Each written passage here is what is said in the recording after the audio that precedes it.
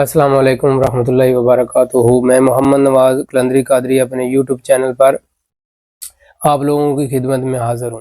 آج آپ لوگوں کے لیے ایک ایسا سریع تاثیر اور بے حد مؤثر وظیفہ لے کے آیا ہوں جو آپ کی زندگی کو روشن کر دے گا، آپ کی زندگی کے وہ کانٹے جو ہیں ان کو ہٹا دے گا، آپ کی راہیں جو ہیں وہ آسان کر دے گا۔ آپ نے اپنی زندگی کے اندر اس کو اپنا معمول بنانا ہے، پھر دیکھنا ہے کہ آپ کی زندگی کی وہ تمام تاریکیاں روشنی میں بدل جائیں گی، وہ تمام بندشیں، وہ تمام رکاوٹیں انشاءاللہ العزیز اللہ تعالیٰ کے فضل و کرم سے اور اسم اعظم کے صدقے سے یا لطیف ہو یا ودود ہو، یا لطیف ہو یا ودود ہو، یہ آپ نے کثرت کے ساتھ پڑھنا ہے۔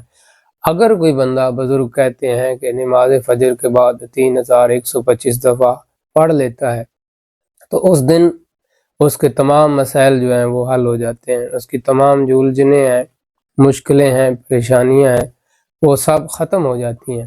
وہ کوئی بھی نیک کام کرنے سے پہلے اس وظیفے کو اپنی زندگی کا حصہ بنا لے یا مقصد کو حاصل کرنے کے لیے پڑھے گا، انشاءاللہ العزیز اس کا مقصد اسی دن حاصل ہوگا۔